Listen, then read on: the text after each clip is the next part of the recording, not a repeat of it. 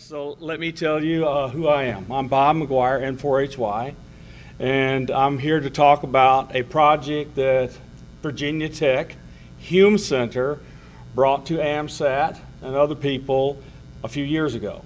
This project was brought because I was, at the time, the director of research for the Hume Center, which is, you can find out about us there. And we were doing a contract for the United States government with an aerospace company in Florida. And I was walking through the building and I noticed in one of their clean rooms that they had a monster cube with solar arrays on the side and all the antennas were on one panel. And I says, that's going to GEO and they've got room on that side with all the antennas on one panel. So I said, can we ride a payload on that spacecraft? And it took them about a month to get their jaw off the floor. And then they says, well, now that you mention it, maybe. So we went through a long process of studying whether or not we could be on that spacecraft. AMSAT paid for the compatibility study, and Virginia Tech did all of the engineering in association with some volunteers. Mike Parker, who's sitting here, gave to AMSAT and to Virginia Tech a software-defined radio board that his company, Rincon, was designing for a spacecraft, and we continue to have one of those development boards, one of those boards at Virginia Tech, and you're going to hear about all the studies we did and the outcome of these studies, and then I'm going to tell you where we are today. So I'm going to go through this very quickly because there's 73 slides here. Okay, so I'm going to go through it as quickly as I can. Jonathan Black is the Aerospace Systems Laboratory Director, and he is a full professor in the Aerospace and Ocean Engineering Department at Virginia Tech. So these are the people we want to thank for supporting all this work and letting us be involved. There's Rincon there. Thank you, Mike. And thank you, AMSAT, for all of your involvement. And so let me go through this. So we're going to give you an introduction to the mission and then go through these pieces of the study very quickly. The reason I'm doing this is the first time this has been done in public. This has never been done in public before. And that is because the payload that was on top of the spacecraft, that was the reason it was going into orbit, was a classified payload, and we had to operate under very restrictive conditions to even get on the spacecraft. So it was hands-on, minds-on, RF and security and other stuff at Virginia Tech. We wanted to teach students to build spacecraft and operate these things and give them hands-on experience because experiential learning at Virginia Tech is a huge deal. So look at these things. These are part of the reasons I wanted you to see this. So we are not allowed to tell you what's under those boxes because of the nature of the spacecraft and some things. Just know this. We wanted to put a software-defined radio on board with power amplifiers, LNAs, and antennas, and they give us power. That's it. We control everything else about our payload. The only thing they give us is power, and they can turn us on or off. That was the only control they would have over us, and we would receive on 5 gigahertz and transmit on 10 gigahertz, and now let's go through some of this. So we got publicity. FEMA said, oh, if you build it, we will incorporate it in our plans for ground stations and amateur radio operating with them. And VT had an article, and the ARRL put out an article as well. So in the early days, this was all about what can we do to help emergency communications. And now it's gotten to be more important than that, but let me come back to that later. Okay, so this was our preliminary schedule, which I'm going to go through. Look, this is a block diagram of what was in the spacecraft. Here are antennas, and these are patches, and here is the Astro SDR in the middle. So it received some signals from the ground. It did some stuff with it. It patched it back together and sent it back to the ground on a different band. This was an all-digital satellite. It was 100 or so digital channels on the uplink and 1 channel on the downlink. So how did that work?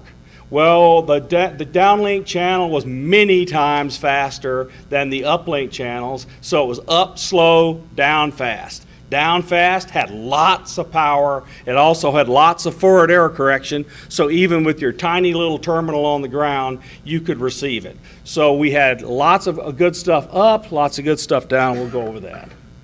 The mechanical design, here's a high-level overview. Our mass budget was 16.124 kilograms. These are some of the boxes for all sorts of things. This is the PC-104 card cage because Mike had designed Mike and Rincon had designed the Aster SDR to fit in a PC-104 stack, and they wanted to also use it inside of CubeSats. So we had a box, aluminum box, that was going to do several things. It was going to allow us to attach firmly to a cold plate inside the spacecraft so they could provide thermal regulation of our payloads. The other thing is aluminum is a really good for a fairly benign radiation environment, which you have at GEO, and it helped block almost all of the radiation. By the time you were all said and done, you'd have less radiation on these boards than you'd get in a day at the beach, every single day. Okay, notice image redacted. Just this stuff is all over. This shows you how you mount our stuff inside these boxes. Okay, I'm not going to go over all of these. Okay, look at this. Why? Because the Nader deck had all of the sensors and the antennas on it, including ours. So I can't show that to you because that's a classified payload. I'm trying to tell you why you've not heard any of this. And I want to tell you, I'm sorry you've not heard any of it. Now I can tell you the website to go to, download these slides, and look at them for yourself from now on. Okay, so this is a shake and rock and roll this thing and see where it has a drum head on it and how bad is the drum head. And so we do modal analysis on these things to see if we can shake them apart while we're launching it. So you can see there's a drum head there. We make sure the drum heading almost is non-existent so we don't hurt them because they don't care about us. So we just don't want to hurt them in any way. They don't care about us because we might pay $5 million to go, but they don't want us hurting their whatever $100 million spacecraft. Okay, so random vibrations, what's the maximum deformation, all of these things had to be a certain amplitudes, certain sizes, and certain frequency ranges. It had to be impervious to that, and in fact, we got it pretty stiff. It was good. So this is the design. Notice at the end of December, we were going to be prepared for delivery. December last year. Okay.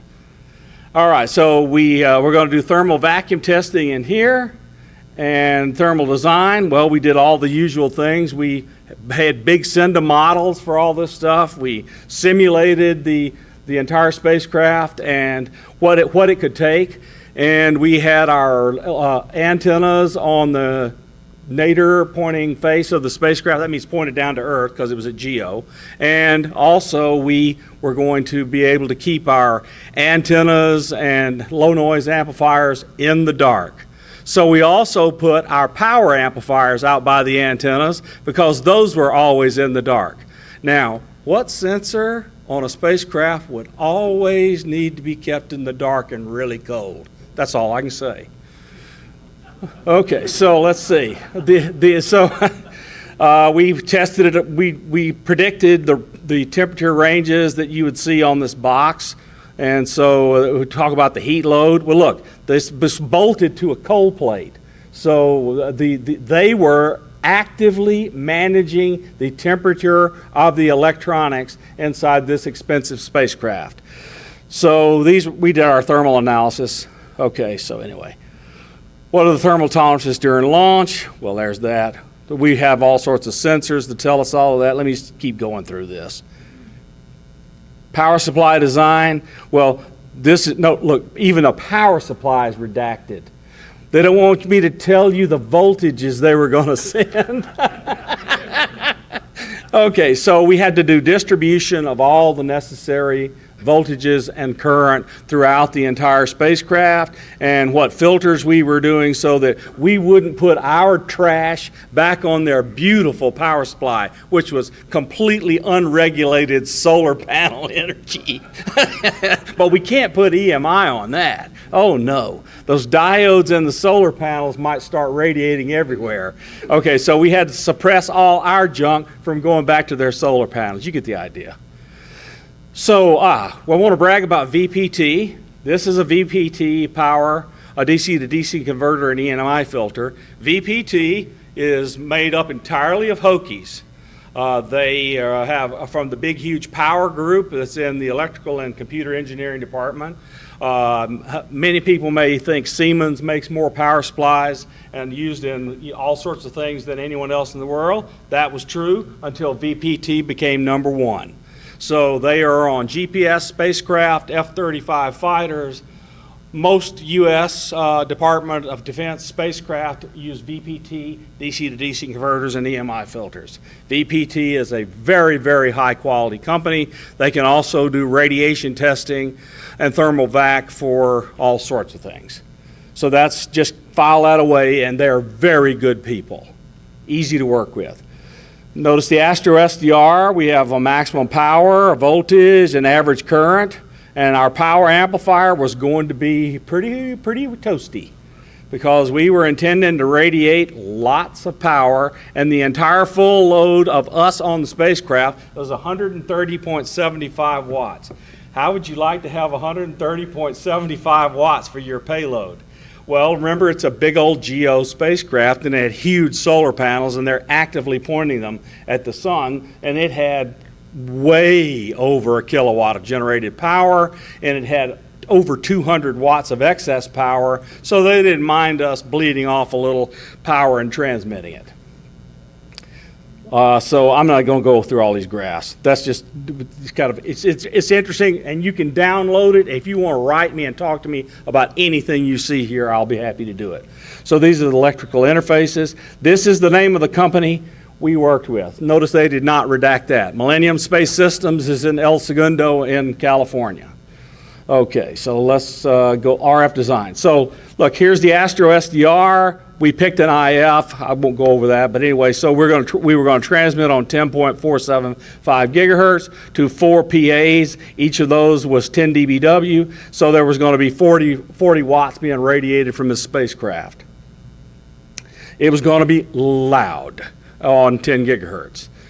And here we go. This was what most of it would look like when we got done. Potential mixers, notice these had not been chosen, though that would be what would be happening next had we continued. And the double ballast versus image rejection, well, we were looking at these two parts to see which one would meet our requirements. And we had the triquint voltage controlled oscillator so that we could move things around in case they told us, we do not like where you're sitting, you're interfering with some of our equipment, move. And we could do it. And then we would offset that move to the extent possible by retuning the baseband transceiver that was in the Astro SDR that Rincon had given us. Because it had a zinc 7435 in it, 7035, and it could tune 70 megahertz to 4 gigahertz. So our IF could be anywhere, okay, up to something reasonable. Because if we tuned outside of our filters, then that won't be very good. But as long as we stayed inside of our filters, we could tune everywhere and move any spurious emissions that might be interfering with their spacecraft operations to a different place. We looked at potential amplifiers. We had Mark Franco working with us as a volunteer, and Mark is one of the premier RF device people in the country. Dr. Franco continues to work with Virginia Tech, and every day we do multiple contracts together. And here's the HPA we were looking at. Mark bought some of these and actually put power through them, and they look great. These are all CAD, right? Yes, yes. So here's the potential receiver architecture. We had 4 patches, a 4-way combiner, a filter, LNA, 2 combiner, and go into the Astro SDR. and that was for 5.66 gigahertz. And we looked at potential LNAs. All of these were purchased and tried. So this was a preliminary RF schedule to get us to December 2016.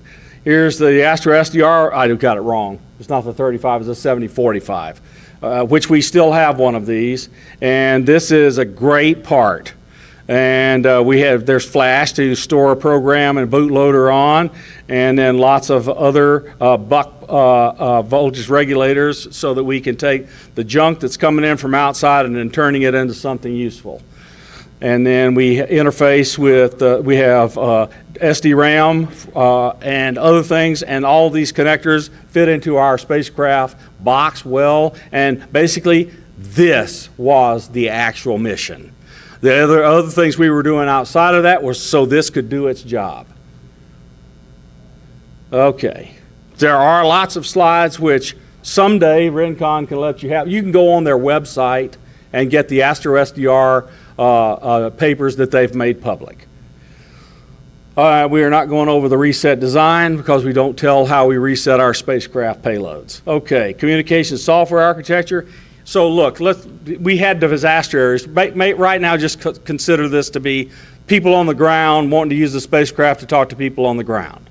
So it was frequency division, multiple access up, and time division, multiplex down. That means many channels going up, each of them narrow and at low power, going up to a spacecraft, which did some software-defined radio magic, which included demodulation detection, forward error correction application on receive, then repackaging it into single stream with forward error correction going down and sending it down on one channel very fast at very high power, so you'd get a large signal on the ground, and you would take your software-defined radio, which Michelle's team was building, and you could undo the forward error correction on the ground and then have whatever the uplink people wanted you to have. So it was going to be like making a telephone call or a connection. You say, go up on the uplink, I want to call, I want to talk to Jerry today. We got some argue out some stuff we're doing in engineering.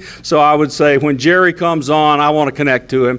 We would connect and we had to change digital data. The digital data could be voice, image, files, whatever. It's just digital data.